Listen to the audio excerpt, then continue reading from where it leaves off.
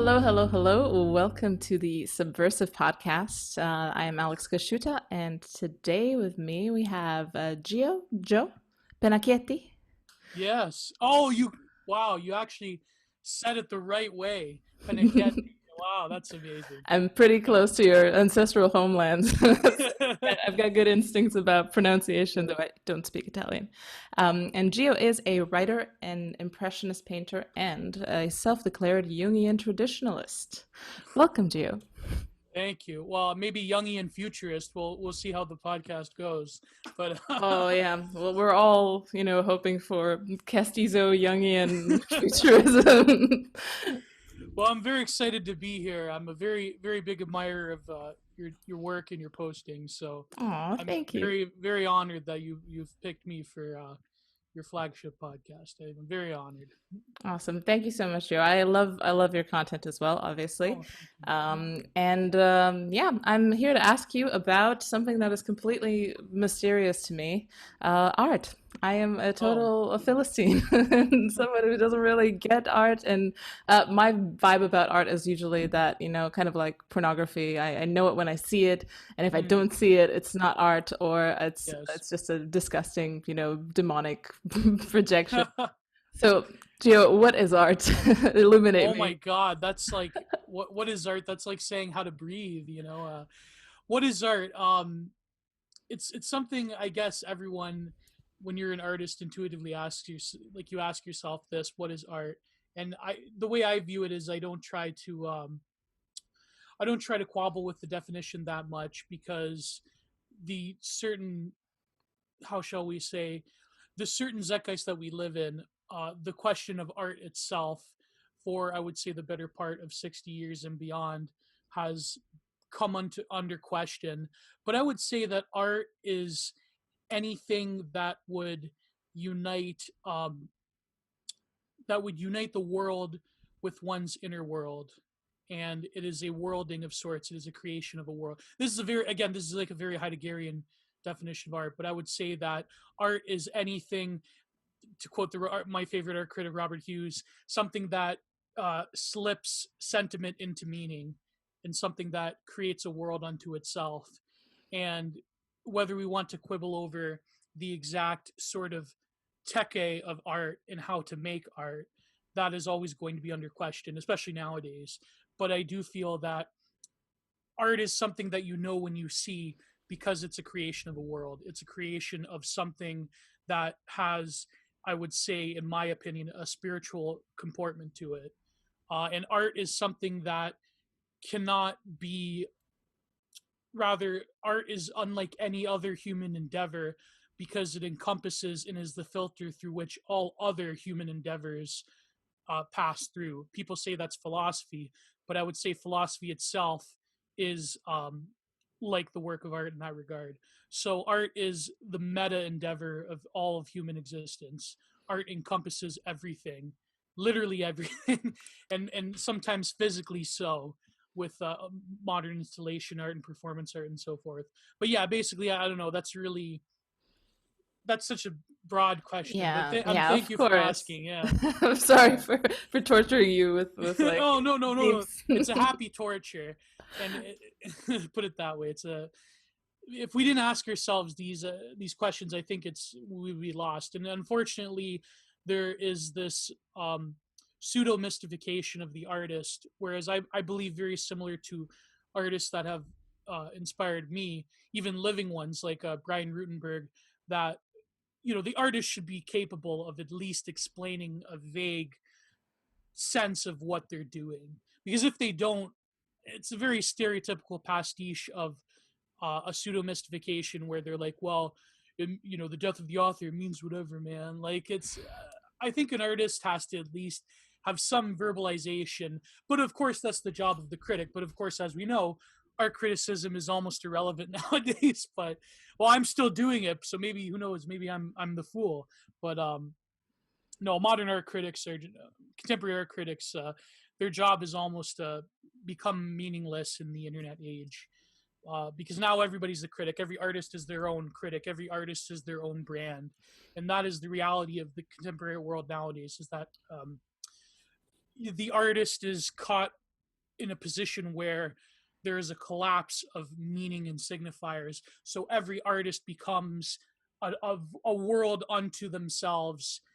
In a, like Sloterdijk said, it's the world of foam, where there's micro bubbles collapsing into micro bubbles, and that there is no one heliospheric center to current civilization. Although I would challenge that. I would say that neoliberal aesthetics have become neoliberal kitsch has become the center of our civilization. But that's another topic entirely. We'll get to that maybe. Exactly. No, I think that's a really good point, because on the one hand you have reality fracturing essentially into this like kaleidoscope of subgroups and people who just reflect reality towards each other, and then on the other hand you have humans of flat and this universalizing coffee house aesthetic that is just just completely eaten the world, and in a way this universal aesthetic is the good and the beautiful. This is what this is what our culture reflects to us. It's kind of neutralized and sterilized and flattened in a weird way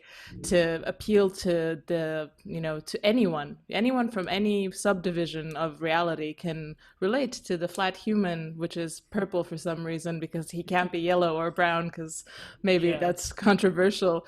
It has to be a garish yellow. It has to be a neon yellow. Exactly. That's the Simpsons universalism. Well, that's the thing. It's really I've talked about this a lot, and of course I'm in the works of trying to convince Eli Schiff to co-write the book on humans of flat design, because there's a huge genealogy behind how that came about. And in the contemporary art world and in the modern artistic modernism, rather, I would say the second wave onwards. So let's say,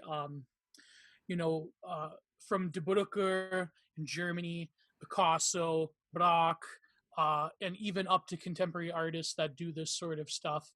There is a huge history behind, from, I would say, Picasso, Matisse onward. But what they were doing in the art world, what they were doing with the abstraction of the human form, in my argument at least, is fundamentally different than humans of flat design.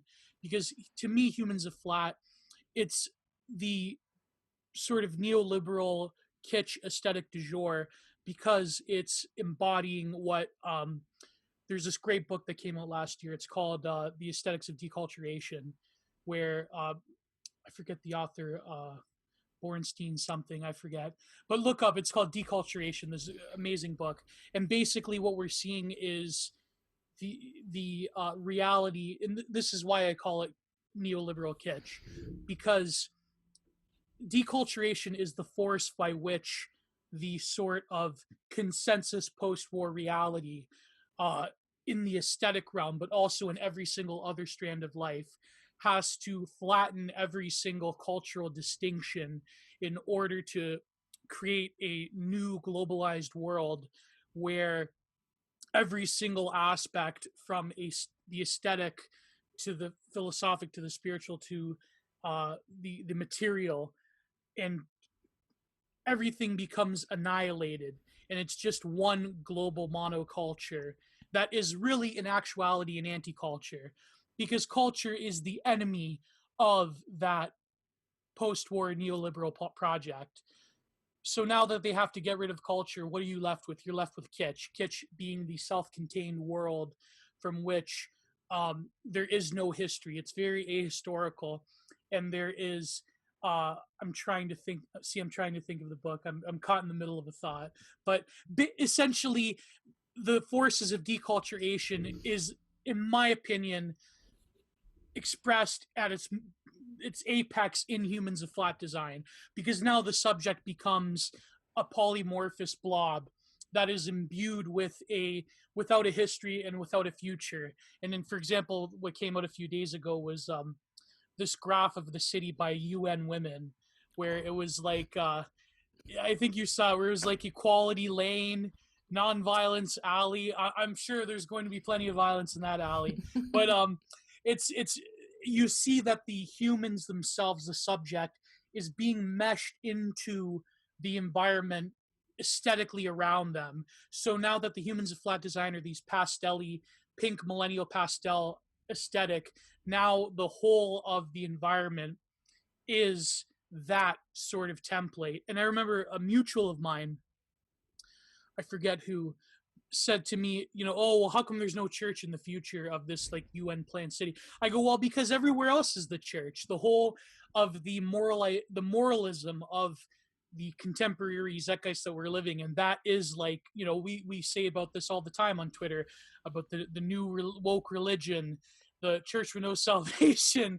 And so now society as a whole is sort of in a weird secular inverted counter initiatory way going back to that sort of model of medieval Christianity, where now the church is everywhere in society, but it's the global neoliberal deculturized church of no salvation. And it's really funny. So now that they're, and this is a very old idea, because when it comes to, from the projects of the millenarian ideologies of the 20th century. So, people use Soviet brutalism. That's the ready example of the architect and the artist really capturing a vision that is influenced throughout the whole city. So now the whole city is like this self-contained, utilitarian, singular vision. And architects have become very megalomaniacal in that sense, where they want to capture all of existence within this one vision. Whereas the ancient city was more of like an organic construct. There was, of course, it was centered around power, but now biopower has basically infused itself everywhere. Now everyone from the humans that live in the cities, the pod eating bugs, so forth, to the aesthetic, to the way that basically this totalizing vision has permeated everywhere. And this is why humans of flat design is so pervasive in the tech industries. It's in the social media companies and these tech oligarchies, because the Californian ideology is sort of like that, where it's a sort of like a liberal totalitarianism, where now everything becomes this like hyper utilitarian rationalistic vision of society. And this is why we're seeing aesthetic choices like flat humans, like what I would term neoliberal kitsch, because there's a purposeful denial of history and nature and so forth that go into these. And this is why the tech sector has embraced this whole cloth, because it's really their vision of the subject is no longer this thinking, spiritual, complex entity.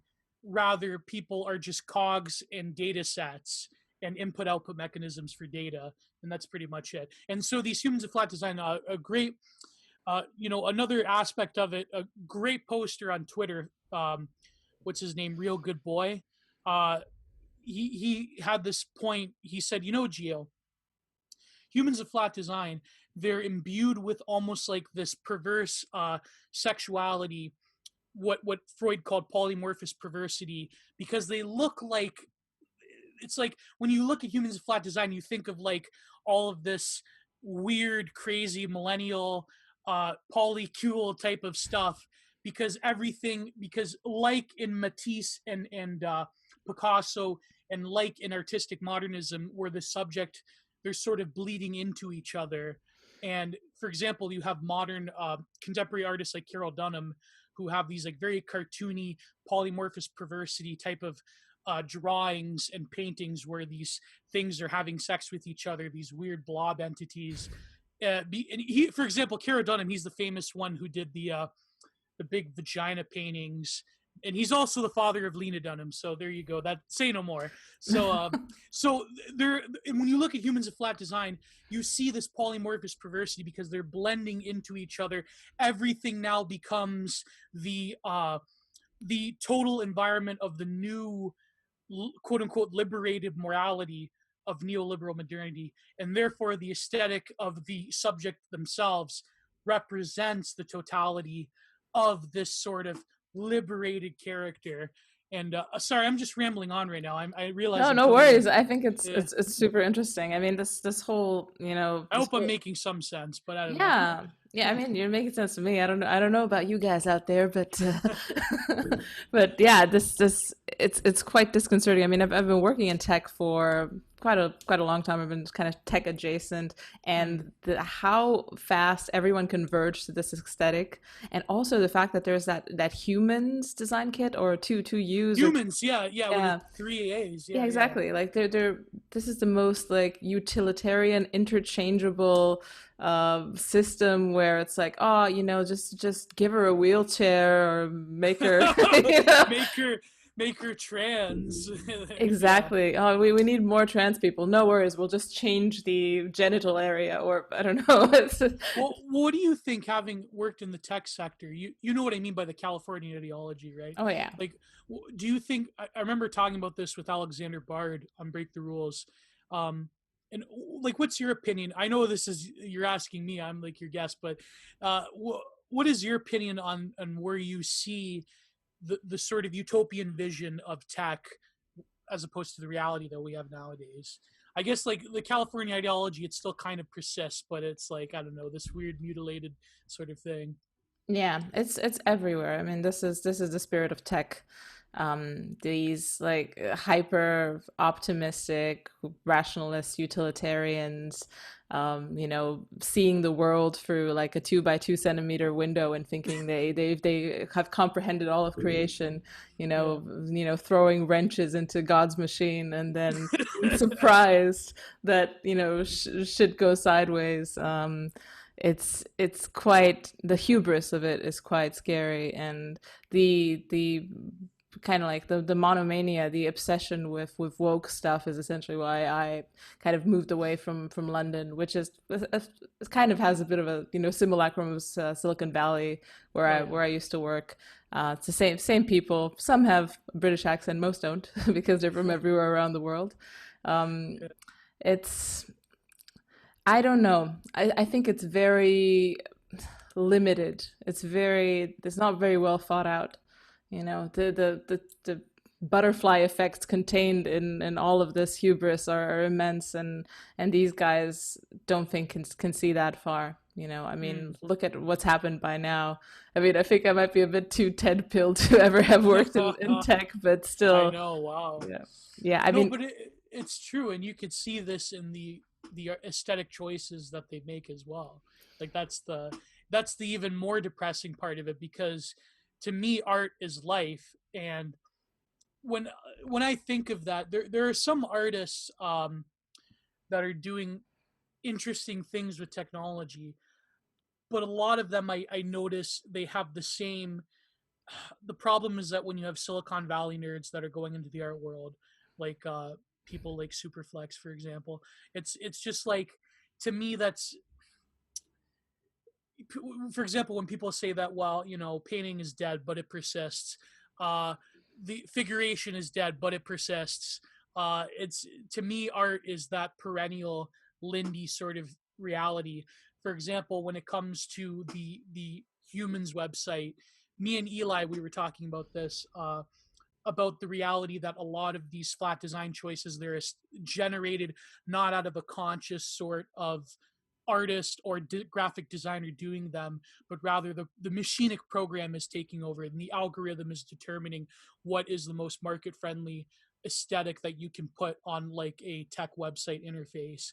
And so, to me, I thought that was really crazy, because there's a lot of people who have now come along and said, well, if AI can generate art, then the artist is dead, but the artist will persist. So it's mhm. really, I think that's because there's something within the human spirit, since the Cave of Forgotten Dreams day, where there will always be a role for the artist, whether it's going to be um, something that is radically different than what we think. And it's happening right now. I mean, I hate to say it, I'm in this weird space where I don't know why I do this, maybe just to punish myself, but I take the contemporary world seriously. There's a few others. Parallax Optics comes to mind on Twitter. But it's just, I truly do agree with most people that say that these institutions, the way they are, they don't service the original purpose of art, or in academia with philosophy, or in the tech world with like the original visionaries, the tech utopians, the cyberdelic people back in the day, where you had Terence McKenna that thought that the internet was going to be this like psychedelic entity that's going to expand our minds, when really it's just closing our minds in a lot of ways. I mean, I know I'm a hypocrite for saying this because like I'm a creature of the internet, but I feel that I agree when people say that these institutions are dying and they deserve to die, but at the same time, I wouldn't want to discount these things that are happening around us, because the reason contemporary art is the way it is for a reason. The reason Humans of Flat Design and Silicon Valley chooses to have this particular globalized, decultured aesthetic, it's for a reason. And it's for maybe not legitimate reasons, but it's certainly worth exploring, at least in terms of where we are going as a civilization and what the people that run the civilization think. And the best way to do that, it's not through politics. I'm very sorry to a lot of people that I know who are friends of mine. It's not going to be through politics. Art is the only way to gauge where we are heading as a civilization. It's not going to be very long, rambling blog posts, even though I'm known for doing very long, rambling blog posts. But it's the truth of it is that politics, there is no solution. The only solution to me is art. And I know this is like a totally self-serving, like mark for myself type of thing, because as an artist, it's like I have to justify my existence. But but you know what I mean. So yeah.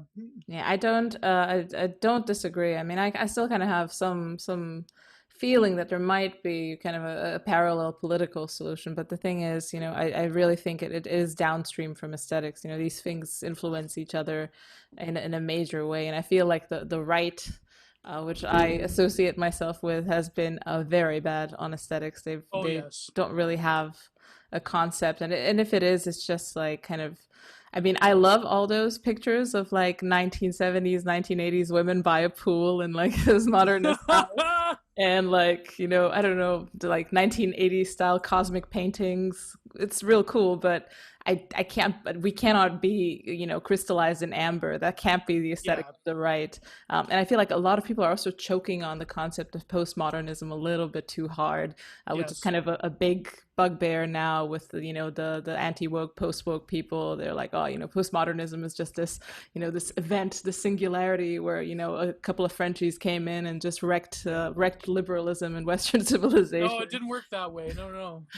Well, and that's the thing. I truly believe that like postmodernism will grant us the tools from which we can get to arrive at almost like an anti-modernism. And within artistic modernism, there was always this backdoor of embracing not necessarily a accurate or authentic vision of anti-modernity, but certainly the feelings were there, whether it was artists like Jackson Pollock embracing the unconscious because he was Jungian, or whether it was like the neo-primitivism of Gauguin and people like that. They weren't accurate representations of the cultures around the world, but at the same time, it was that sentiment of we have to escape what's happening now. It's in Edvard Munch, it's everywhere. But even in postmodernity, I feel that there are potentialities. I for one, I don't agree with this term meta-modern. I think that's too, especially the people that created metamodernism. They're liberal. Put it this way: they're liberals that have realized the consequence of as much as a lot of people on the right. They're like, oh, metamodernism can be based. We could utilize this thing.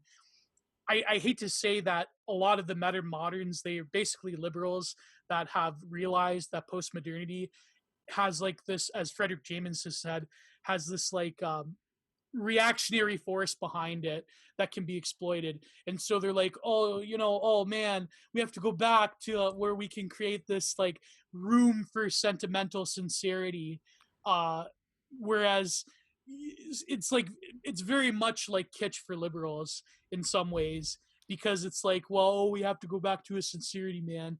And this is, and it like, this, you've tweeted about this, where I fundamentally disagree with like a lot of this conservative intellectual dork web thought where it's oh well, postmodern Marxism, and oh my god, it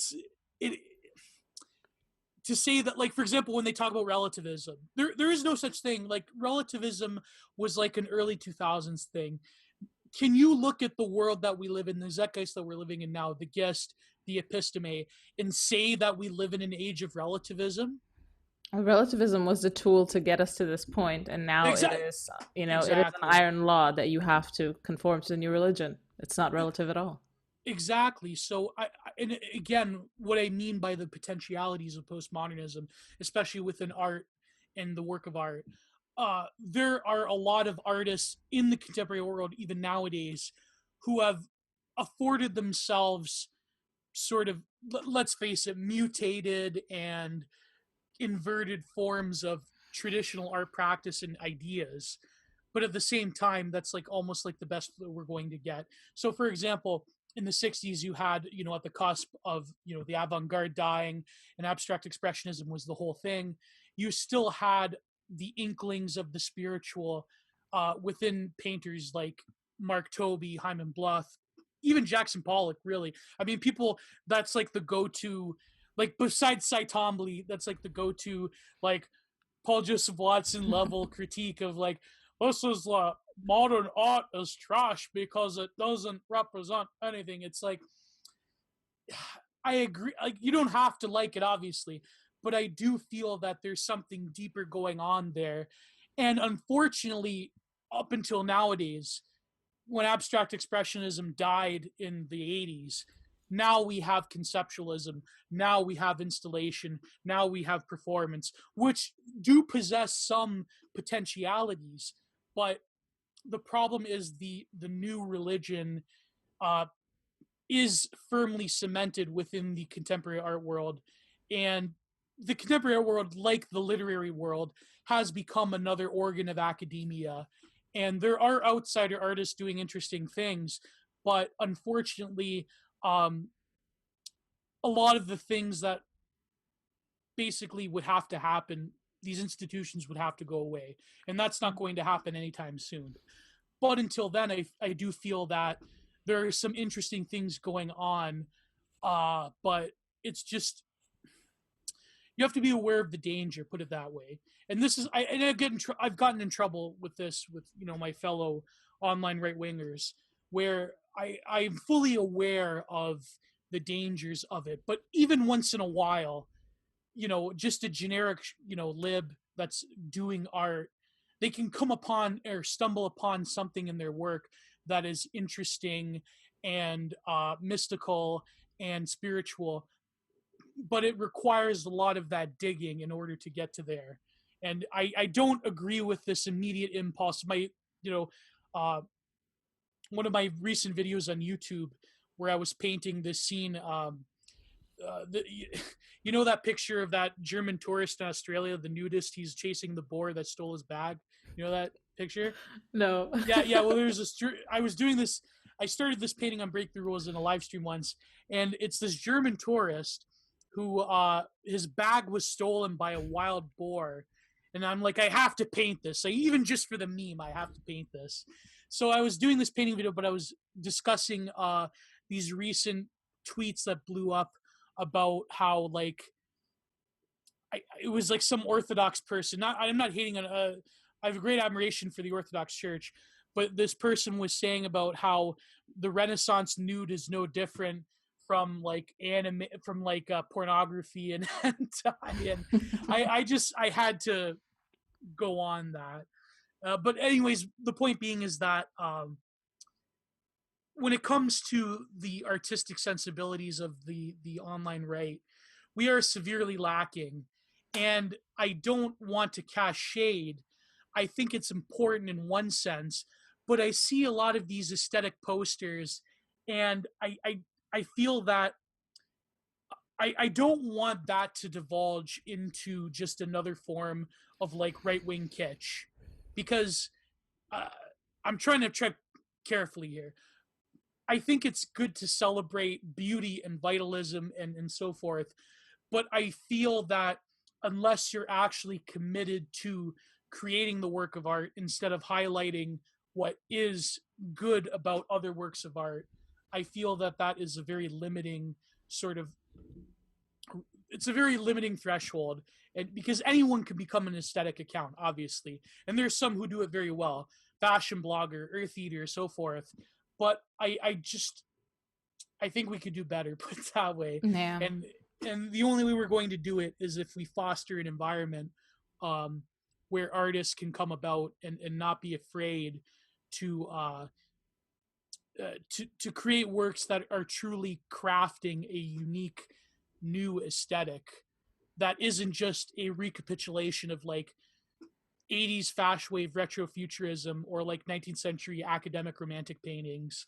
You know what I mean? Like I feel that there's something to be done. There are other movements that we can pick from. Like futurism, Italian futurism immediately comes to mind. That I think is a better model. And even Bronze Age Pervert talks about this. We've had discussions even about futurism and how there can't just be a recapitulation of a sort of truncated romanticist kitsch. I feel that even subjects like representation and the landscape, because I started off as a landscape painter and I still do the landscape, but I feel like these things can be brought into a greater aesthetic artistic movement on the right that isn't going to fall into the trap of kitsch. And Yeah. yeah. Yeah, there's kind of one tension I feel is that there are probably artists out there that capture vitalism, that capture, aesthetic, capture, beauty, kind of this natural law of aesthetics somehow, but because, filtered through the good and the beautiful, they don't really find prominence. They're just not reflected by the big mirror that is, the humans of flat woke capital system. Yeah. And we essentially what we get is whatever Tracey Eamon bullshit. What's whatever's trendy nowadays. That's just me being telling you the first thing. But even within, I wrote this one on my blog about Tracey Eamon. Even Tracey Eamon reveals something about the modern condition that maybe it's not worthy of respect in any sort of means, but like it's worthy of a detached intellectual curiosity, to say the least, because it truly is revealing. I hate to say it, but Tracey Eamon is a good example of the condition of modern femininity within, I would say, the last 50 years, and the conditions that have brought about the art that is even created in that style. I think a better example will be Jenny Savile, but like, yeah, Tracey Eamon's the most popular. Yeah, I feel like maybe my not hatred of Tracey Eamon. I mean, she's just such a figure in essentially female circles, females that essentially labor under the same problems, and they don't really see it as subversive art. They see it as, oh, look, this is my life reflected, and oh, gosh darn it, we've got the same things. I'm also a huge slob, and my life is going to shit, and it's I don't know, it's kind of like, oh, you go girl type vibes, and I just feel like, man, if you took this as critique of the postmodern condition, I'd be like, yeah, I love her. But just seeing how uncritically she's accepted as she's just one of us. Yeah, that's a problem. Think about it. And that in itself becomes a form of kitsch, because now art no longer it's like these still life paintings that me and my very good friend, who's actually a very good artist, he's one of these artists that we're talking about, Matthew the Stout. I've known him for years, and he's like one of my boys. And we had this podcast where we talked about I don't know if you saw these like still life. Of course you did. These still life paintings that were going around a few weeks ago, where it's like with the dildo and phones and wine bottles and stuff like that. Yeah. Yeah, very very poorly rendered paintings if we're talking about hyperrealism. But no, it represents. I think the problem is that when it comes to these pieces, especially within, I would say, feminist pop art, not to single it out, because there are other forms of like woke art that do this as well. When it comes to intersectionality theory and art, the art world, the problem is that art no longer is creating a unique world, and it no longer is challenging. Um, it's no longer challenging, but it's affirming what is aesthetically pleasing or significant, but it's not a significance where you identify with something deeper, but rather you identify with the surface of that subject matter in a sort of way that placates you instead of truly brings you to a higher form of thinking and feeling. So, for example, when Tracey Eamon has the tent where all of her ex-lovers are like named on it, or like when this Mac Bream, that's her name, that did these still lifes, is painting a dildo next to a glass of Chardonnay, but not just any dildo. It has to be like the double header, like designed for female pleasure type of dildo. Those are just sources of placation and sublime sort of decadence. It's not something that challenges your beliefs or your way of feeling about yourself in any sort of way. Although I would argue that Tracey Eamon kind of does that. Like, I was profiling her recent work, and I think deep down she kind of admits that implicitly this type of lifestyle is like spiritually degrading and terrible. But it's like because she's so invested in this aura of like Tracey Eamon as like the young British artist du jour, like subversive feminist art. It's just it's Yeah. there, but it's too disgusting for any sort of like trad reactionary to like plunge the depths. Like, I Yeah. personally think if the art world would have stuck with Georgia O'Keeffe instead of Tracey Eamon, we would have been feminist artists would have been in a much better position. But that's just my own personal bias. But yeah.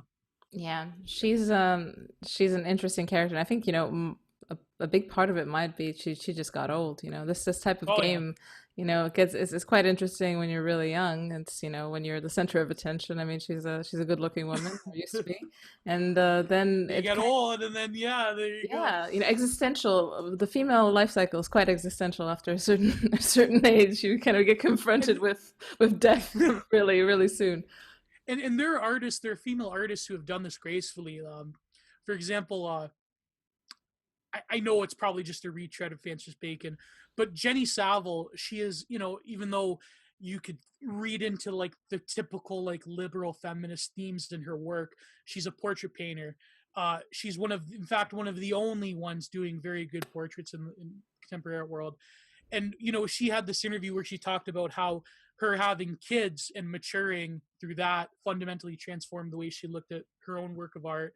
And I bring up Georgia O'Keeffe because she's the example of a woman who, through her artistic output, aged quite gracefully and really grappled with the realities of the feminine, like female embodiment through the aging process that is very unique to men. And I feel that that is a better model than this like very young, hip, fast, like 90s riot girl feminism in art that has like such a limited shelf life. And there's a lot of artists nowadays who get art grants that are going in these galleries that you look at their art, especially because of Trump, and it's just, this stuff is not going to age very well. It's not going to age gracefully.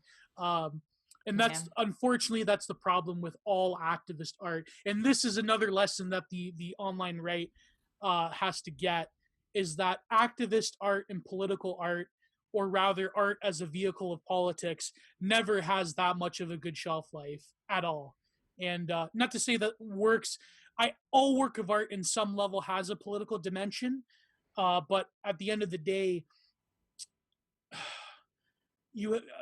unfortunately, I think you have to almost go back to what Walter Benjamin called fascist aesthetics, where he said that the left, the communists, they had this like politicization of aesthetics, so like Soviet realism, but the right has historically had this aestheticization of politics. So now politics becomes the work of art, and a lot of like, especially nowadays, I was reading these articles. I was writing this one piece that hopefully will come out soon, where they all have these like pearl clutching headlines about Walter Benjamin was right about Trump because Trump is turning politics into the work of art through post-truth and all this. And I'm like, good. I hope. I don't think Trump is that conscious of it, but I truly, and again, this relates back to postmodernity.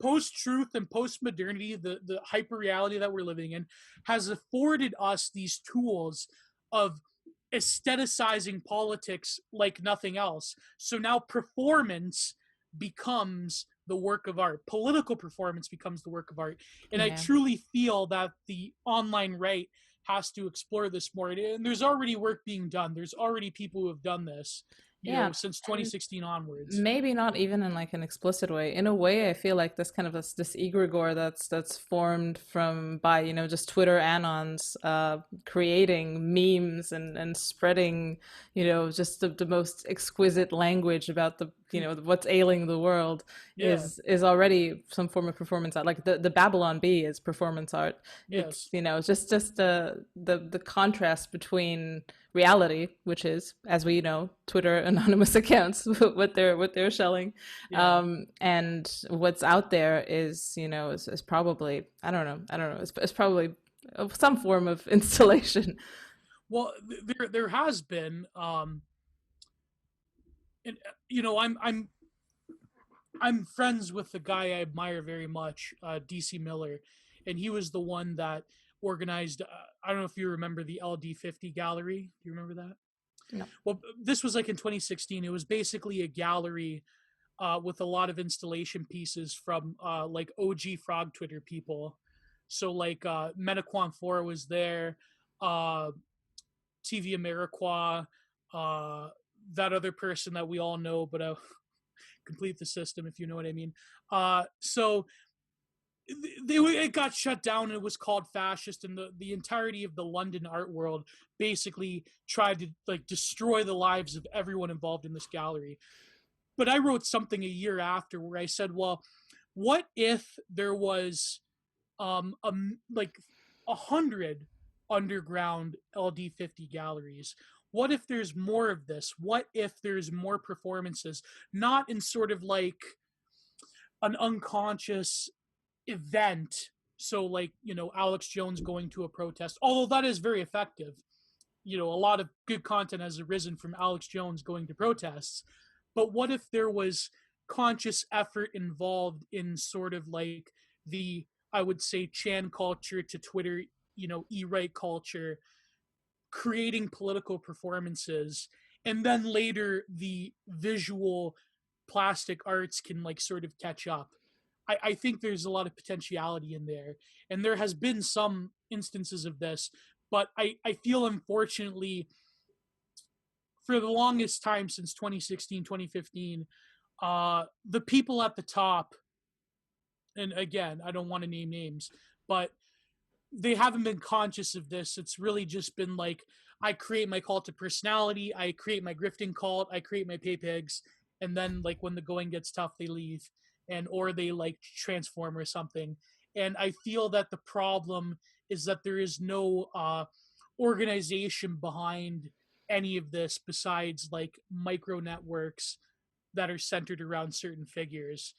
There should be more conscious effort and planning into these political aesthetic events, or into just making and creating things in general.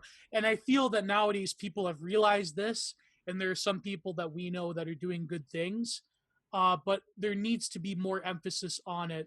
There needs to be sort of like, I'm not going to say like, Jonathan Haidt, what does he call it? Unorthodox Academy, and, the Heterodox account. Heterodox Academy. There certainly should be some type of like agora model of education, and there should be, I feel, some sort of alternative network of artists and artisans and people that create things that can, like, we've been talking about alternative institutions for so long, for years now, uh, that I nothing has materialized. I mean, there's Yeah. some things in Europe. I can't say, I'm from a North American perspective, but I know in Europe, like, there has been more organization. But in terms of art making in general, that's something that needs to, I believe, is of vital importance to create some type of alternative art world, or to at least have a sort of, in the declining period of the contemporary art world, they're very similar to how like Soviet architects did very interesting things in the declining periods of the Soviet Union in the provinces, uh, in the satellites. There can be, I think, maybe an outgrowth of taking institutions within the contemporary world, within academia, and sort of like, while the censors are, not around as much because they're even trying to keep up with the collapse, there can be periods where through the back door in the sticks you can create interesting things. But until that happens, uh, alternative institutions, I feel, are the only way to go. I don't know. I'm just rambling right now. I feel like I'm Yeah, yeah. just No, I rambling. think I think I think you're right. I mean, the whole creating alternative institutions with your internet friends. I've been in any forum I've been, it's been really hard because the people who Yes. rise to the top in these are like high verbal intelligence people who spend a lot of time on the internet. They're not the movers and shakers, not the conscientious people. I know myself. I mean, I'm definitely a very verbal, less of a doer, and yeah.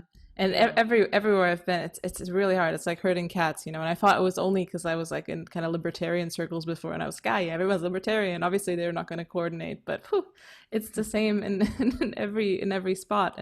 But I feel like there are little points coalescing, and now it's not necessarily in the particular right, but there, for example, there's the Propertarian Institute, not very artsy, but they're they have kind of this whole pile of information. They're educating people. They're doing outreach. Obviously, it's around propertarianism, but Oh the God. Oh yeah. it's quite But I know what you base. mean. Yeah. I've I get looked what at you mean. their resources, and they're quite based. I mean, there's quite a lot of potential in there, and they're getting a lot of clout. There's something called True Spasm, which I'm not crazy about the name, but they're doing that as well. And there's certain points of coagulation, but it's not the institutions that are created right now, or glorified internet forums. They're Yes. Yeah. they're Unfortunately. not really, without institutional power, it's hardly an institution, is it?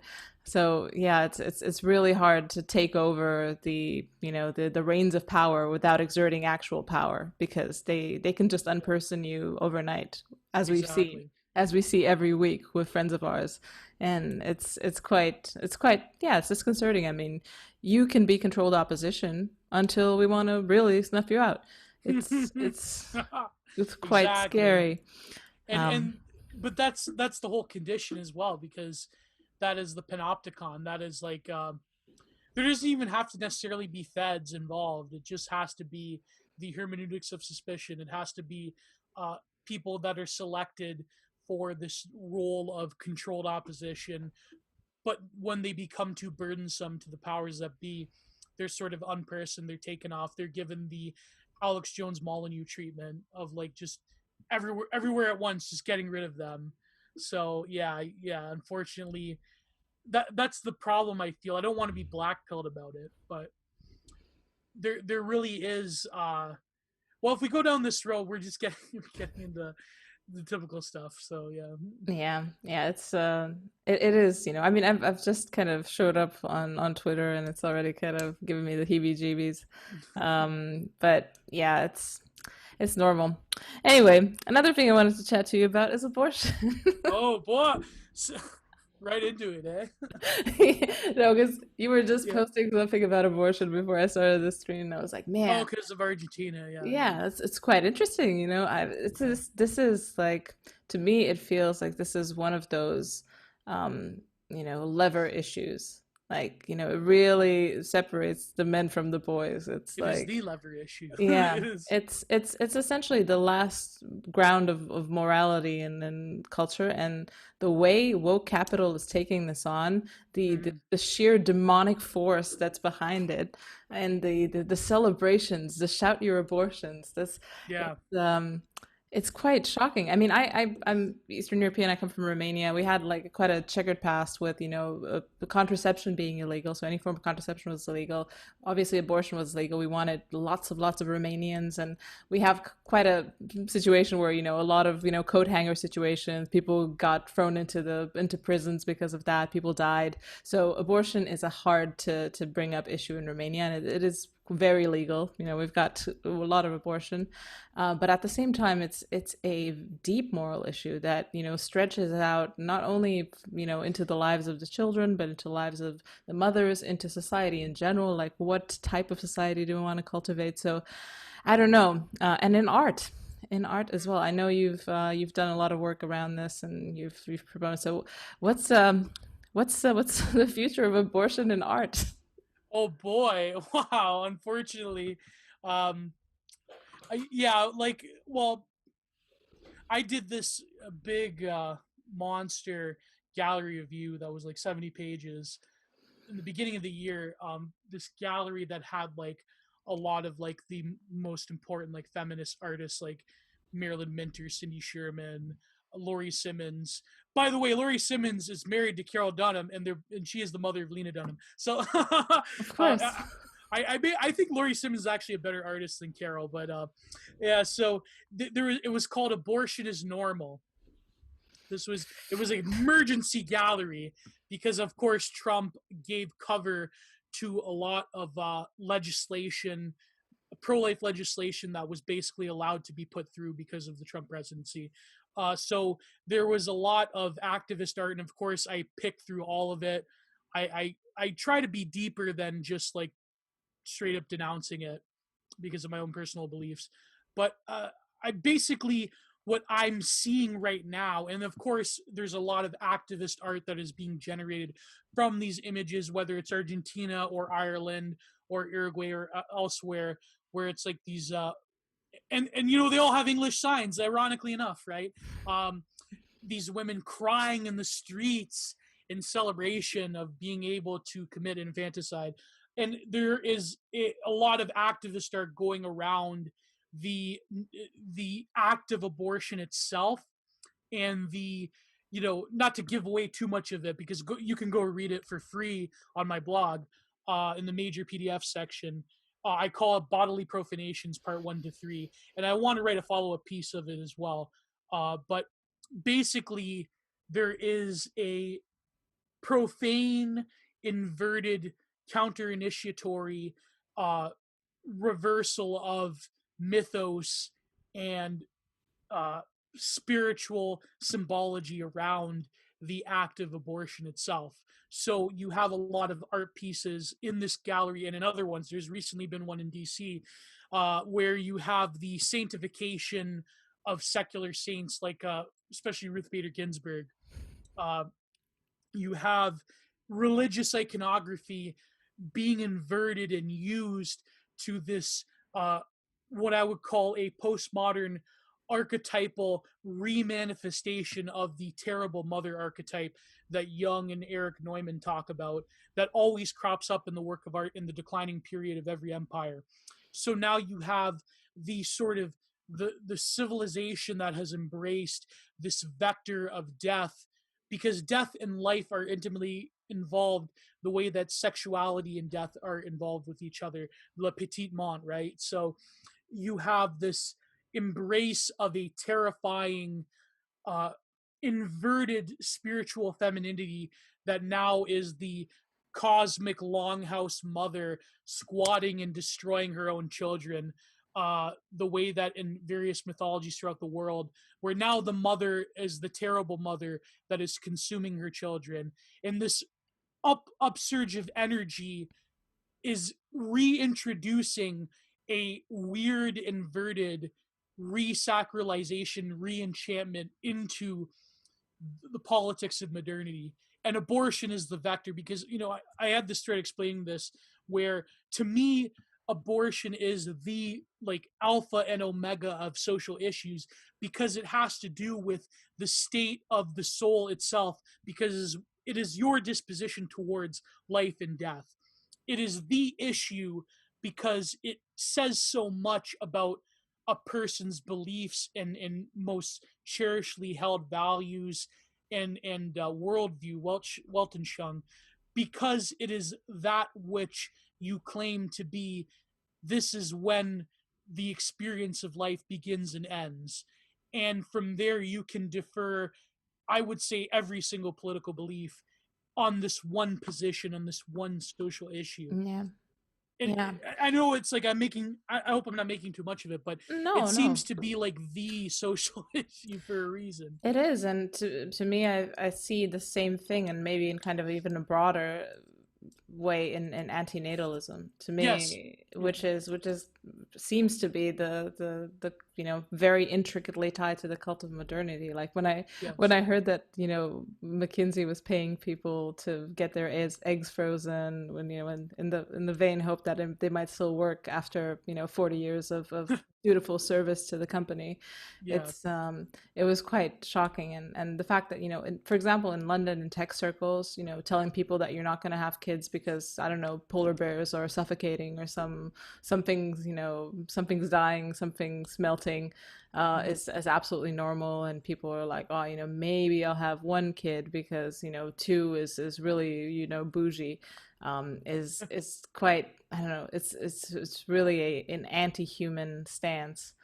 And Right. it's so pervasive, and it's everywhere, and it's very much preferred by woke capital, because you're young. We don't want to have you fill your productive years with with child rearing. Or if you do, then have someone from El Salvador do it. Another woman Yeah. probably. And that's the thing, right? Like, this is not to verge too much into politics. I know you want to talk about art, but there's like people like these bread tubers, these woke people. Like one of them, Philosophy Tube, he had this video about this absurd book that's been totally disproven, where they claim that witches back in the day were like the proto-feminists rebelling against capitalist control of women's bodies, because capitalism had to control women's bodies to create more workers and some bullshit. But in reality, it's the opposite. Modern capital wants to put a lid on the reproduction of people within the Western world, because it's far more easier and far more effective just to import people via migration and globalization and so forth, and to limit the reproduction of peoples who have at least a tactile cultural milieu and background of self-sufficiency and so forth. Whereas it's much easier to import migrants to do menial labor because they have a loyalty to the system that cannot be replicated through people who are native to these particular Western nations. And so, and I know like there's problems, like I don't necessarily agree with every aspect of like the bio-Leninist thesis, but it does ring true in that you're cultivating loyalty through displacement. And ironically enough, there are artists who maybe they think that they're doing this like woke, like I'm a migrant neoliberal type of stuff, but behind that, there's this one artist, I forget his name. I wanted to write something about it, and I think I will now that I've reminded myself of it. It's last year. Um, you know what the Turner Prize is, right? Nope. Oh, well, the Turner Prize, yeah, okay. So the Turner Prize is like the art world prize in England, in London. It's Hmm. like if you win the Turner Prize, you are like at the Pinnacle. top of the art world, right? And last year, there's I think there's usually four nominees, like four finalists. They just gave it to all four of them because it's something about like equality and inclusion and stuff like that. But one of them was this Chilean transplant to London, and he had this installation piece where it's about migration, and basically there are these like these like scarecrow figures that are filled with straw, and they're in this like gallery where it's set up to be like a train terminal, and it's a commentary on the nature of displacement through migration and through the globalization of the world. And a lot of people, the typical like analysis in the art world in the Guardian of like how this is a commentary on like Brexit and stuff like that. But in actuality, it's saying something profound about the state of how the globalization of the world has led to the displacements of people and their cultures, and the forces of deculturation flattening every single cultural unique aspect of unique culture throughout the globe. It's a profound commentary on the it's a profound lament rather on the state of the world today, And I feel like that is important and impactful. And even though it was won in sort of like a, stupid, silly, everyone gets a participation prize sort of thing, it's very important. And someone could look it up. I forget the artist's name, but to tie this into abortion,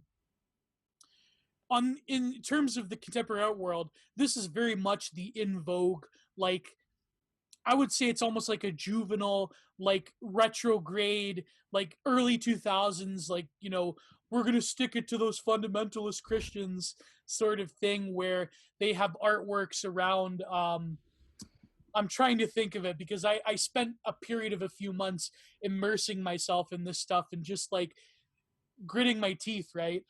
They have like the typical like period blood paintings and photography of abortion equipment, like the scalpel and installation pieces. Like one of them was just an installation in this abortions normal gallery. One of them was just a plastic donation box to Planned Parenthood. That was the art piece. It was just a donation box to Planned Parenthood. But there was other more interesting pieces. One of them was a tapestry of a, I think it was called Lady Justice, where it was a like a racially ambiguous person of color that was designed to appropriate medieval tapestry art, where it almost looked like the visage of Kali in Hinduism, where she had a sword and on her belt was like the cutouts of male arms, and like one of them said racism, another one said sexism. And so the terrible mother, the woke bi POC mother goddess, is now chopping off the arms of the oppressor, and you can see in the center this hairy open wide vaginal front cover. And to me, that is indicative of what I'm talking about in the whole piece of where the contemporary world is going in terms of these political issues. They have to desanctify and profane and invert religious iconography in order to achieve this spiritual warfare that they're committing to people. And the difference I have is that I believe that it's important to look at these types of art because it really shows where our world is going and where it's heading. As I've said, I'm just repeating myself right now. No, I completely agree, and I feel like because this world, the world of woke capital is so insulated, and it does a great job of insulating itself. The fact that this art piece, obviously, for people who come from the woke paradigm, they look at it and think, oh, look at this amazing piece of art. But for anyone who's at least a little bit outside of it, it's not only grotesque, but it's stupid. Like this is this is conceptual art, done by a second grader, could come up with something similar. So the what I'm optimistic about, and this goes for literature, for journalism, for politics in general, is that being in a silo makes people dumb. It makes them almost lobotomized with their own, grandeur, and that builds up. So anyone who's kind of a little bit on the fence, and because of spaces like Twitter, people get a little bit of a whiff of what's outside of the echo chamber. They might start to see how dumb things are getting, because I mean, maybe it's just me and me just being in my echo chamber, but whenever I get a whiff of normie stuff, I'm like, this is a very low IQ. This this and that's the thing. Like another issue, I would say, it came up. You did this excellent podcast with my very good friend Vers Laloon on his Versions podcast. You were talking about the same issues. I feel like the problem is that we've been debating these issues for so long that there's a purposeful flattening of language around these issues, because like you said, like to normies, it's just like the same old, like one dimensional, like one syllabic talking point of like, you hate women and you want to control people's bodies. Or on the other side, it's like the same, like, because the right is no different in some sense, like, but I think like the way I view it is that I can't know the reality of the embodied feminine to the extent that men have an anima inside of us. We have a feminine part inside of us. But to me, it's more of the pseudo liberation that causes more forms of egregious oppression. So, for example, abortion is a form of pseudo liberation in that it's saying that women can be liberated from nature. The pill can liberate the feminine from the confines of, I don't know, the patriarchy, so forth. But in another sense, it's instilling even more of a horrendous form of oppression through over sexualization, through the reality of women denying what is, in my opinion, the most important regions of the feminine through motherhood. And it's a way of denying nature in order to instill even worse forms of anti-human oppression and anti-woman oppression that is sold to women as liberation. And pornography and the over-sexualization of all life is indicative of this. And I know people who are using the nakedness of the female body towards divine ends. I've known performance artists who are doing that. Sorry, I'm getting out of myself. I know people who are doing this, but at the same time, I feel that there is this hidden oppression that is very damaging to women. So these women, they're going out in the streets, and it's an aesthetic image of like neoliberal kitsch, where they're like, oh, look at the woman liberating themselves. Look at this painting of Ruth Bader Ginsburg. And to me, it's like they're crying over this. It's almost like a midsummer inverted ritual where they are crying in the streets. They're praising the act of killing. It's very similar to this. You mentioned Shout Your Abortion. One of the most aesthetic images to ever come out of Shout Your Abortion was Gloria Steinem. You know Gloria Steinem, right? Mm-hmm. Obviously. Yeah. Paid by the CIA, by the way. Yeah, I've heard.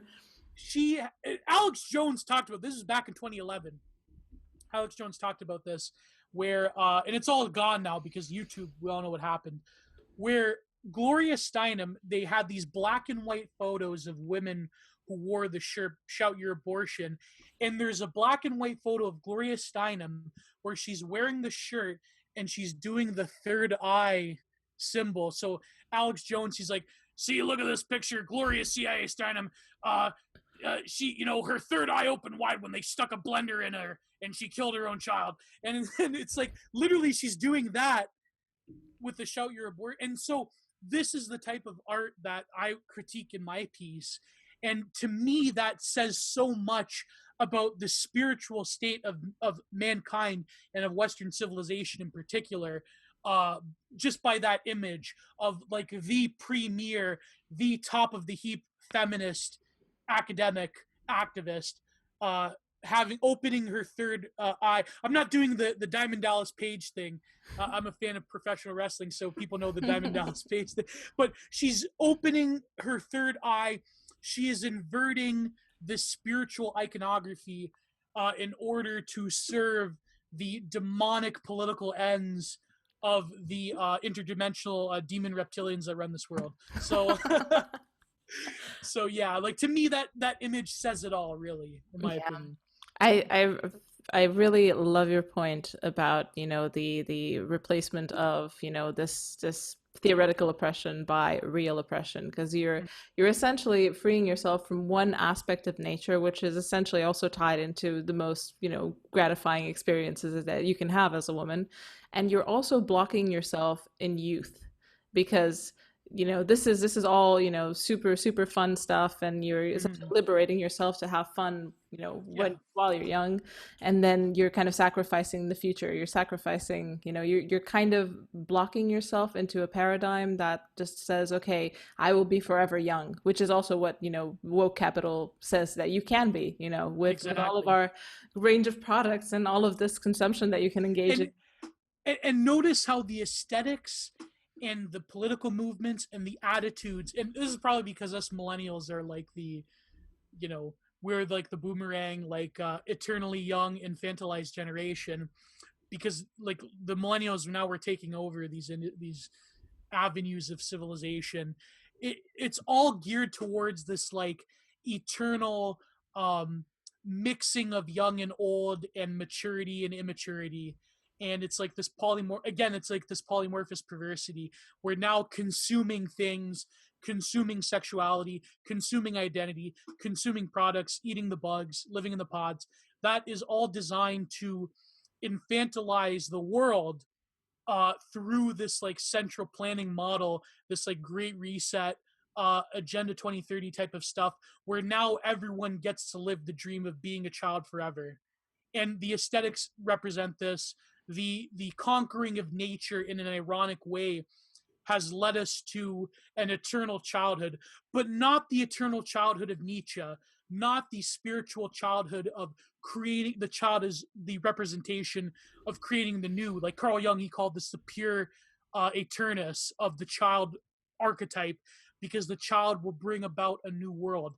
Now the child is a prisoner of childhood, because women and men and everyone, we are prisoners of this infantilization through the economics of our current situation, through the cultural output of the current situation. Yeah, where we're all children of the devouring mother. That's the yes, only archetype, and this is what we have to be because this is what our culture has the longhouse mother. Yeah, it's Franz Pervert calls it.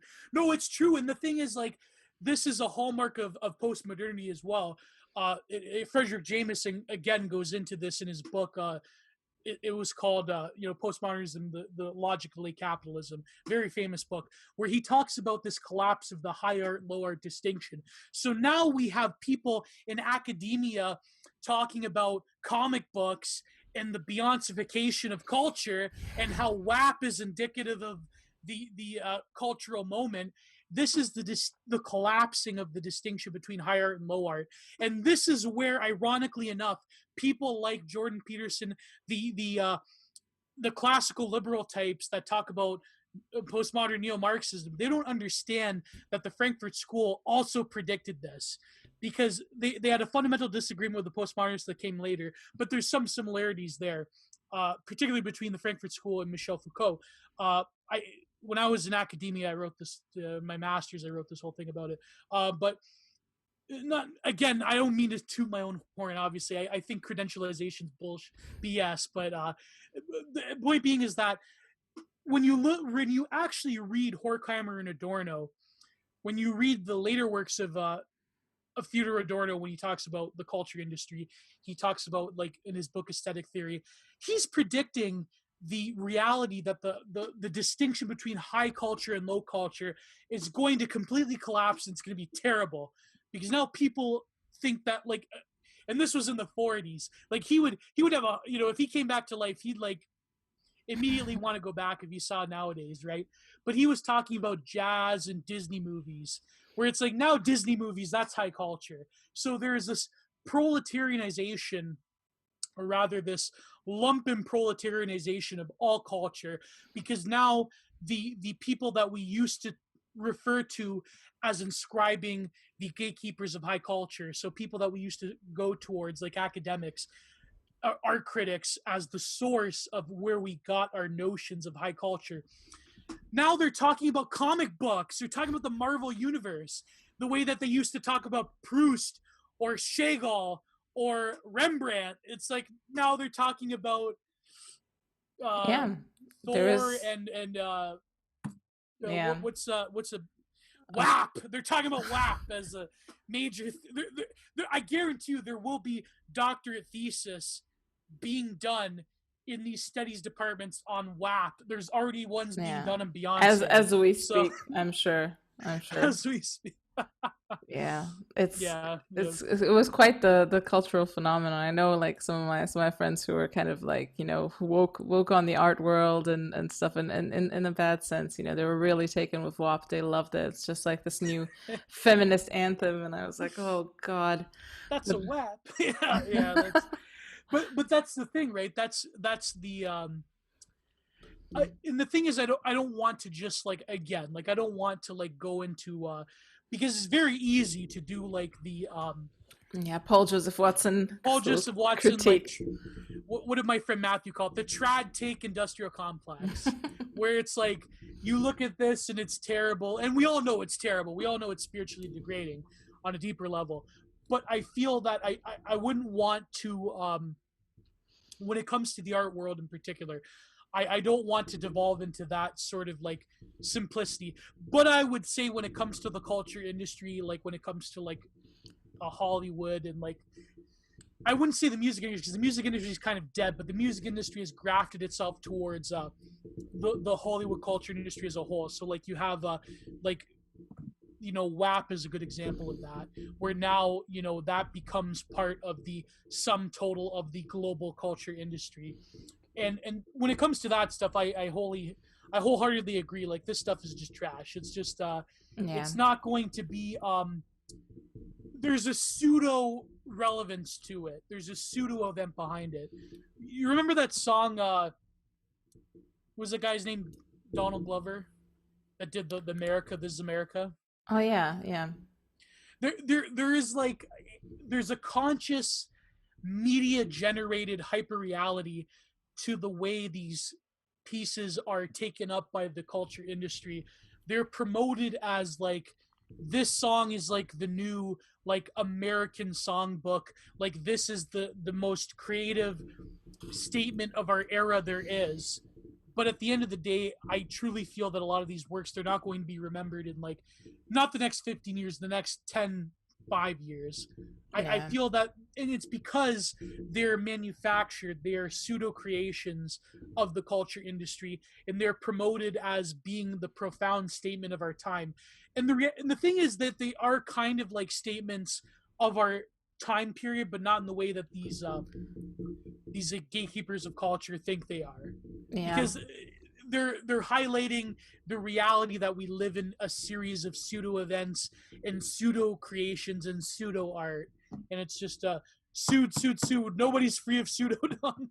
You know, yeah, it's like we're suits ourselves. So yeah, yeah, absolutely. Yeah. It's like a simulacrum to the Fourth Order, and it's it's. I don't think people like Paul Joseph Watson actually necessarily, they're obviously not, they don't know anything about art, but what they're reacting against is, I think is a good instinct, because, they see the value inversion. They see, yes, this is obviously spiritually bankrupt and therefore it is bad art. I don't necessarily think you can make that equivalency. I mean, if you think that partially the purpose of art is to create a world that is, that has something to do with reality, or it presents some form of fragment of reality that's real to at least the artists themselves, then it's good art. It makes you feel something, that's for sure. And the problem is that he used like the absolute worst example of Cy Twombly. Like, Cy Twombly is an artist that everyone like looks to the red loops and they're like, oh my god, that's terrible. But he's done some works that I would say are monumental works of abstraction that have a color sense, that have a materiality to them, that is a very lush and aesthetic and says something about the state of the unconscious, similar to Pollock, similar to Rothko and so forth. So I think like he uses like the worst, obviously, like, use the worst example of something, but I get what you mean. It's true, like the instinct is intact. It's just the analysis of it is very easy to meme on. Like, there's people like all these like bread tubers, they'll like take apart Paul Joseph Watson's takes on art and film, and it's like it's the same like thing with Jordan Peterson. Like, if you don't have if you have a working knowledge of these academic movements, it's very easy to like come and criticize people like Peterson or the Weinsteins that don't have like the same knowledge of like the difference between Marxism in the 20th century and postmodernism in the 20th century, and it's like very easy to like just tear the paper tiger. Yeah, so, exactly. Yeah. And I just I definitely love Jordan Peterson. I'm a big fan of his, but at the same time, I feel like he injected this meme of postmodernism being causal. and it's just doesn't really make any sense. And I feel like it Yeah. spawned a whole generation of people trying to riff on the same theme. That's Yeah. just not how history works. There's not, there's not aliens suddenly showing up and vitiating a culture. It doesn't, this has happened, maybe since the Reformation, maybe earlier. This has been the trajectory of Western culture just by its very nature. Exactly. Yeah, it's it's an autoimmune disorder, and And yeah, the antigen has to come about from exactly. And it's the culmination of forces that has created these conditions, and it's the particular dispositif of our time, that the sort of the discourses that make up the conditions of power and knowledge have created and fostered what we see now. There has been, I would say, some conspiratorial elements along the way, but not in the sense of like it being a guided phenomenon. These intellectual and artistic trends come about, at least they did come about organically. Although I would say with the introduction of digital technology, these events are much more easy to concoct, and hyperreality has sort of created the pseudo event and the capacity to generate pseudo events like nothing before. But in the time period, these intellectual trends that people like Jordan Peterson talk about, I would agree, these things unfortunately have come about organically, and they are in the body of the like post-Reformation, post-Enlightenment, post-Renaissance Western world. yeah. And they're not things that you can just like tackle by like, I don't know, signing legislation. And I hate to criticize it, but the Trump thing recently, like when it comes to architecture, right? It's not something that you could just do away with by saying that, buildings have to be built aesthetically beautiful. Like, because what does that mean, right? Like, I think we have an instinctual architecture is something that is just as instinctual as anything else, right? Because it's designing dwelling itself, so, and dwelling means so much more than just the non-place of like a public building.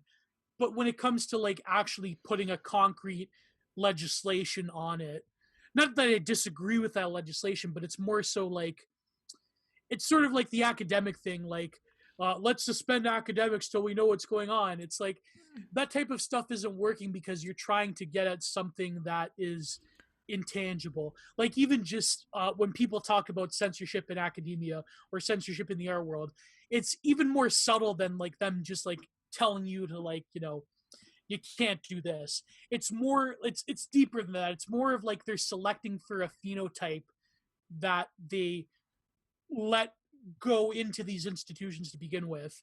And so it's very difficult to just say like, well, you have to have like the fairness doctrine where it's like you have to have, how do we get more based and red-pilled academics into the ivory tower? It's not going to work that way. These things are more subtle than that. So, and indoctrination doesn't really happen at that level. I mean, if anyone could remember what college was like, I mean, professors were influential up to a point, but it's essentially the peer group. It's this mindset is the water you swim in, and it's high status, and the more you ratchet it up, the higher status it is. And people will gravitate towards that. Even take all the professors away, replace them with Khan Academy, you'll still have people setting things on fire in Berkeley. It's just really it's the nature of the world at the moment, and it's going to take quite a big lever to shift things up. And I mean, I'm excited to be in the middle of what could potentially be a lever. I don't know. Who knows? Yeah, right, exactly. So I want to ask you one final question, which I try to ask people on this future podcast, not yet out, can you think of someone who is a subversive thinker, living or dead, that people don't know about or would be well, would do well reading, or would find, useful information for navigating the modern condition, and that you think is underrated or just not, people just don't know about them?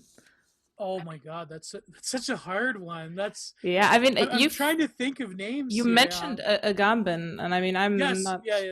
So, but he's well read though. Like, I mean, I know that read in your circles. I haven't read him, so that's good.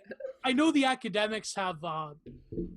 It's funny that you say you haven't read it, because you've had some takes like on Twitter that like come like startlingly close to where I actually have it here, because I've never done this virus article, but Homer Saker, that's his like main like magnum opus, and you've tweeted some things that come like very, very close to what he says in this book.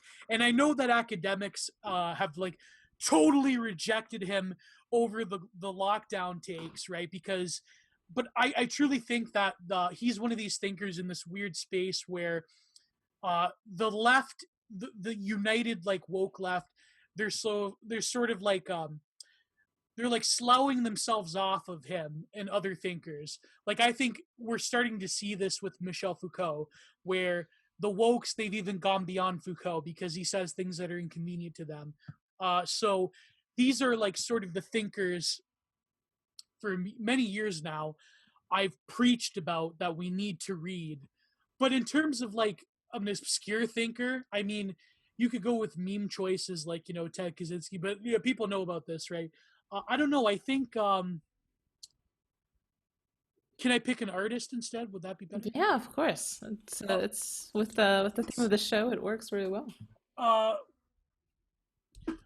Georges Rouault. Georges Rouault is a Christian mystic artist that in the early 20th century that crossed the line between symbolist art and expressionism. And the way he approaches the suffering of Christ is the type of art that I aspire to make. Him and artists like Nikolai Roerich, when it comes to the landscape and his various perennialist endeavors. He's also written books as well. One of them is called Shambhala. These are people that artists that have been sort of forgotten by time, but I feel are ripe for exploration. Odilon Redon is a bit more popular, being a symbolist painter. But Georges Rouault and Nikolai Roerich are two artists / mystics that I feel everyone should be taking up. But in terms of like legit thinkers, I don't know. I think, Alberto Del Noce is one of them. Nordo and his book Degeneration, I feel, should come back, because everyone reads Julius Evola and Rene Gugnon, but Nordo and Degeneration is another book that's really good. I'm trying to think of like really obscure ones. I don't know. Don't go too obscure. Me being Canadian, George Grant. I feel George Grant really like was a modern prophet coming out of Canada. He really predicted what was going to happen with North America and globalization. And he wrote this book called Lament for a Nation, where he talked about how basically neoliberalism will transform Canada into what Canada is now, which is like the quote unquote first post-national country. Congratulations. Yeah, I know, eh? Yeah, and I don't, when Justin Trudeau said this, I don't even think he knew the implications of like what that truly means. But people, they're like, okay, why should I care about this? Okay, because I truly think, people talk about the Sweden model. I'm not just saying this because I'm Canadian. In fact, I'm quite ashamed of this, but I truly believe that Canada is the model from which the neoliberal political and social geopolitical order is going to go towards, because they want a form of like post-nationalism where Canada has become like this like neoliberal economic zone / bedroom nation of the world. And that is the model that we're going towards. And George Grant, I actually have it here. So Lament for a Nation, he talks about how Americanization basically took Canada from what he called high Toryism, where we had an ancestral connection to the old world in Europe, and American neoliberalism basically came in and turned us into this like model of the liberal like American post-American century. So he predicted all of this, and and unfortunately, people look at America as being more of like the sort of conservative North American country, but that's only because there are conservative elements within America, whereas Canada didn't have the same immune system. So now Canada is basically like a more liberal version of America, a more like, hipster leftist version of America, especially under the Trudeau regime. But ironically enough, Canada had more of a old world European sensibility than America, obviously. And unfortunately, that has been totally lost because of globalization, because of globalization actually is Americanization of the world. And we had no natural immune system to it. So now Canada is basically just like a more liberal America. I hate to say it. It's a lament. I remember I had this great professor once, and he said, we were covering lament for nation, and it was a comparative politics class. And I go, well, can't we go back to high Toryism? And he goes, no, Gio, we can't. I go, what do you mean? He goes, well, come on, Gio, it's a lament. Like, come on, like it's you can't do anything about it. Don't worry about it. But Yeah. So the reason I bring this up is because George Grant isn't that known outside of like Canada and like maybe certain American academics.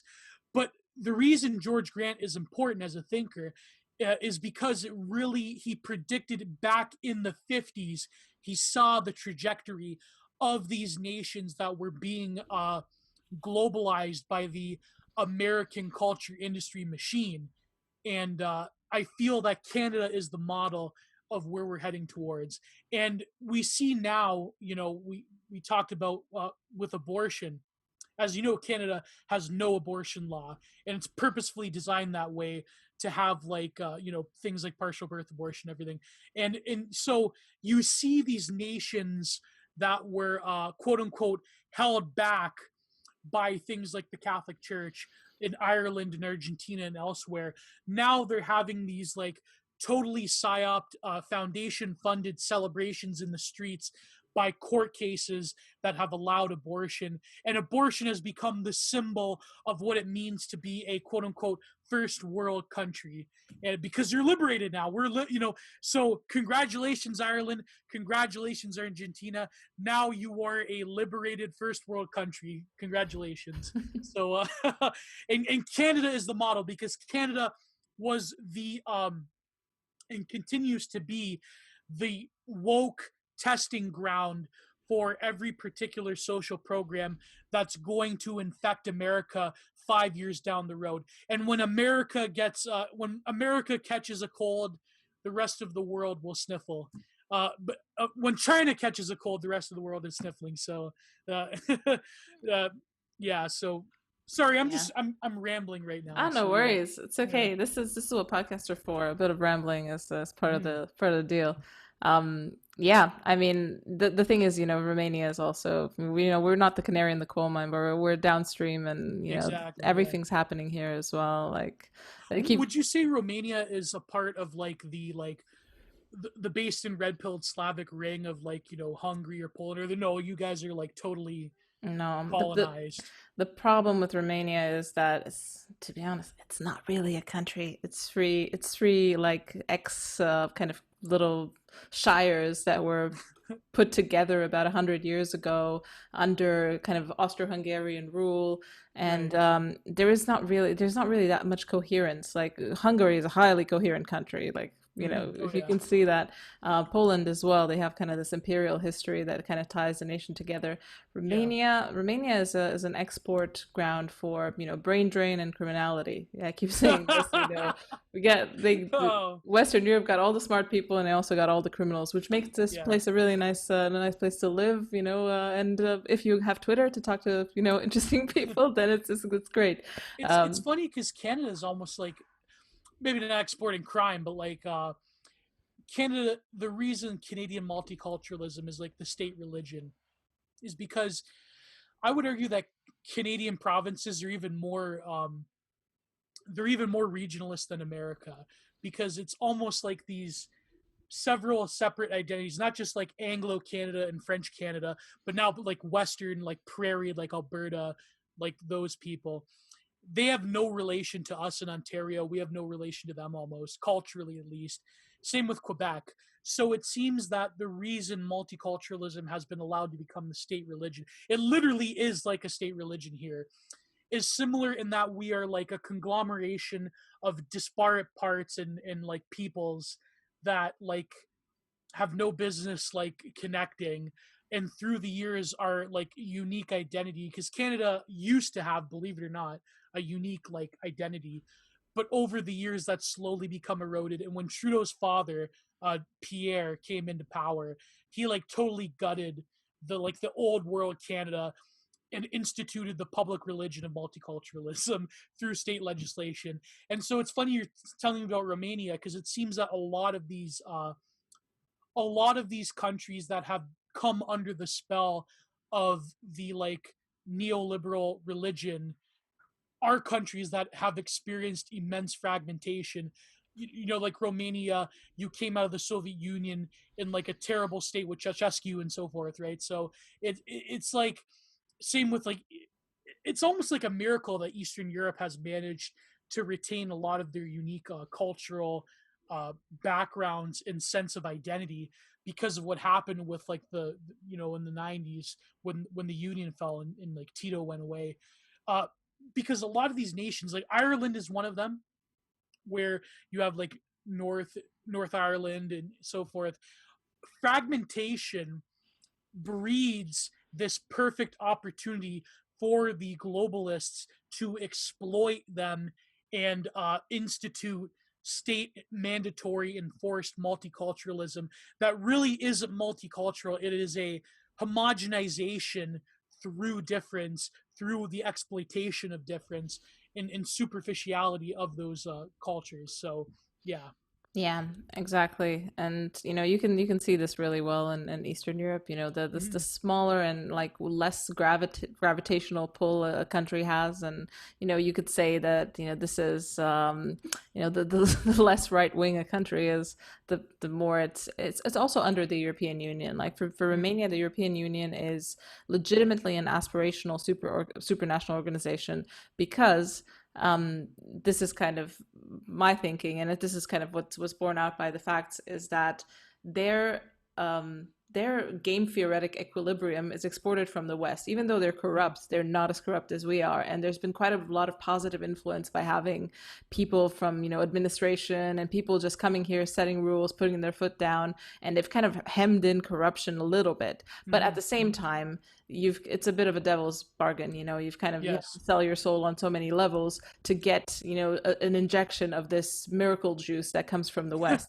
Because yeah, Exactly. because the problem that you have in places like this is that you have a bad Nash equilibrium. It's as Mm-hmm. you always are incentivized to defect, because that's the nature of the game. You don't want to be the first sucker who's honest.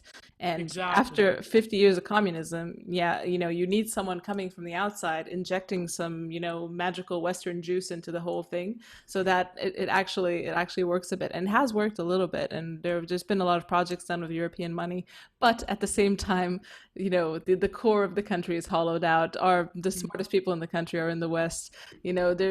There's nothing really happening here except for, yeah, it's a bit less corrupt, which And is, yeah, and did that's you return back to your homeland because you feel a sense of purpose by trying to deliver your intellect and your gifts towards Romania, or was it just like you left London and Silicon Valley for other reasons? Yeah, I love London, Silicon Valley mostly. I mean, I've came back for, to be with family, and Mm. to Mm. be somewhere where I have a bit of a more rootedness. And my husband, he's from New Zealand, so it might be the case that we end up, moving to New Zealand, because he has like a huge family there as well. We don't Mm. know yet. So this is also kind of like a COVID situation where, we are in Romania, and we're going to stay in Romania probably for the next year or two.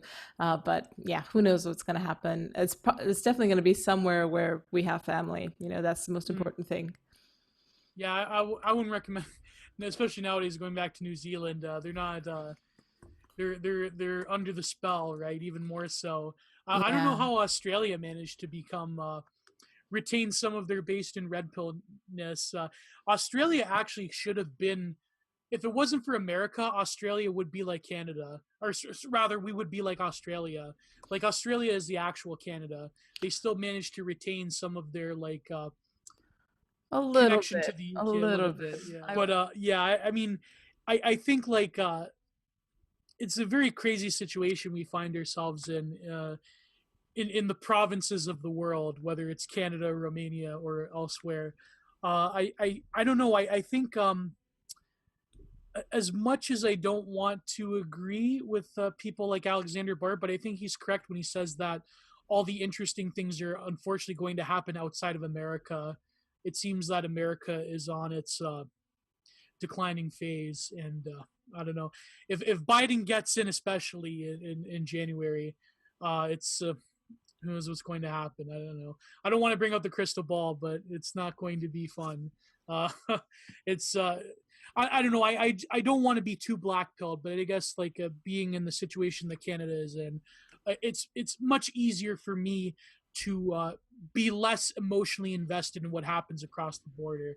Although what happens in America happens to us, so you know that's. Yeah, that's I think the only position to take at the moment is kind of this, stepping outside into history that, Mhm. Curtis Yarvin recommends, and I tend to agree with him. Even though it's depressing if you have any sort of emotional stake in what's going on, Yeah. but it's good to kind of have that Machiavellian lens and just look at it as what it is. It's another cycle of history. Mhm. We're at the decline of the empire.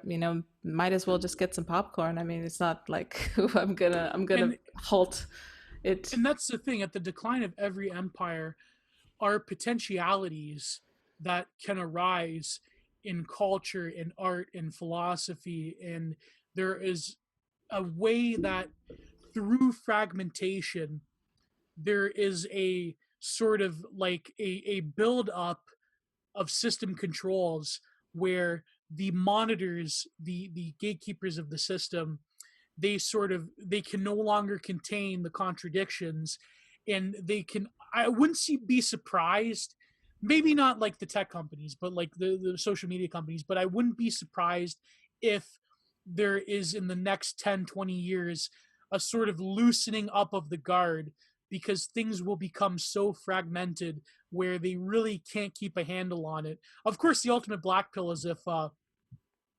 neoliberal order finds a way to like exist in perpetuity, by like embracing like a Brazilified half-failed state, and who knows what's going to happen from that. I don't think we're going to become like, I don't know, some like romantic vision of cyberpunk where the government is collapsing, the totalitarian order is collapsing, but we have these like cool visuals. Rather, we're going to exist in vermin tower pods, like in that movie Ready Player One.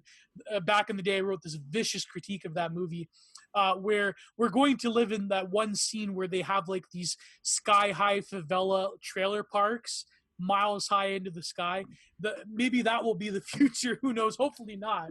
Yeah, But the choice between that and collapse, I mean, that's kind of obvious to me. But yeah, and even collapse in itself, collapse can be this dark romantic aesthetic that people can embrace, especially on our side. But unfortunately, I see this sort of what we used to call back in the day doomsday optimism, that unfortunately civilizations don't just collapse like that. I mean, maybe if some solar flare comes and all of a sudden the Ted Kaczynski's vision can be implemented through the global solar flare that will knock out the power grid. Unless that happens, civilizations don't tend to collapse in this like dramatic prepper type of fashion, and I feel that that's in some weird sort of schizophrenic way, that's almost like too optimistic to say like, oh well, things are going to collapse and we're going to have like, I'm going to become an epic warrior king in my cess trap with my harem of 75 wives, no, and yeah, that's it's not gonna. yeah. It just Yeah, reminds me of the fact, that how sheltered and how unimaginative in the direction of suffering people have become. We are yeah. the children We are, the devouring mother might be harsh in her devouringness, but she is protective, and she has sheltered us from, the vision of death. She's sheltered us from disease, war, and things like that. I mean, and that's the thing. That's why, like, when people say the gynocracy, I know it's like this, like, manosphere insult type of stuff that I was enmeshed in for many years. But to me, the gynocracy is what you're talking about with, like, this, the terrible mother is a protective force of, like, the womb. Her children are in her womb and they are protected from death and disease.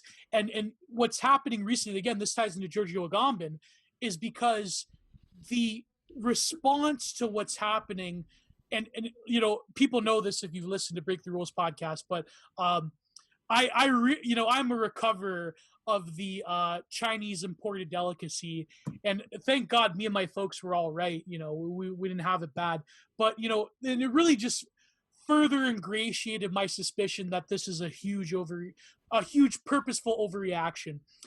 And the reason this ties into it, because Giorgio Agamben, he talks about how the preservation of bare life is the only metric of success, where biopower, which is really the power of the consuming mother to shelter her eternal children, is the only metric of success, where bare life is preserved among all, above all other things. So we have to suspend the very relations that we have towards each other and towards ourselves in order to preserve bare life. And it's very much, and the aesthetics of it as well. The dancing TikTok nurses, that is the devouring mother. That is, and in the future, I want to do some paintings where I explore this, because the way that they're, the language around the media headlines around the vaccine, for instance, where they're like, well, even if there's a vaccine, you're still going to have to social distance. You're still going to have to, like, suspend every relation because we're not sure that it's going to work for everyone and all this stuff. So that is the what we're seeing around us has an aesthetic, cultural, spiritual, political dimension all wrapped up into one. And the terrible mother is preserving the life of her children, even though she has to destroy in order to preserve. She has to squat down on her children like the Longhouse mother. And, so yeah, that's the whole, all of these things are coming together, I feel. Yeah, I feel like I'm being schizo right now, but I think it's it's a great image. I mean, it's a terrifying image, but it's a very, it's a culmination of everything we've been building up towards. To me, it's so shocking how fast everything enveloped us, because this is it's kind of like the kiss of death, the hug of a suffocating hug from our betters, and that you shouldn't deviate from. And I see it here as well. Like, at the beginning, people were a bit like, yeah, we know, I don't know, I'm not going to really wear the mask. Like, now everyone's like, drones, they wear the mask, they do the thing, they eat the bugs, and it took a few months, and it's terrifying. So I guess, on that terrifying note, we shall leave you with the deepest of black pills. Yes. Shade of black pill. Darkness enveloping me. All that I see, nothing but black pills. Oh my God. Well, this is partially the purpose of the show, to rob you of your will to live. So. Yeah, well, thank you so much, Gio. So I love this. Is amazing. And to not leave on a black pill note, the work of art will deliver you out of the black pill, and the creation of the work of art is the ultimate white pill. And through art and through engagement with people that we wouldn't otherwise have talked about in the world, or talked to in the world, to me, the friends along the way is the real white pill. So that'll be my final thought that I'll leave people with, to not to pull myself back from the depths of the black pill. So. I love it. I think it's the most wholesome possible end to this. I wholeheartedly agree. I think friendship will save us, and hug a friend, guys. Wherever you are, if you're listening to this, go hug a friend, hug your mother. Yes. That's my note.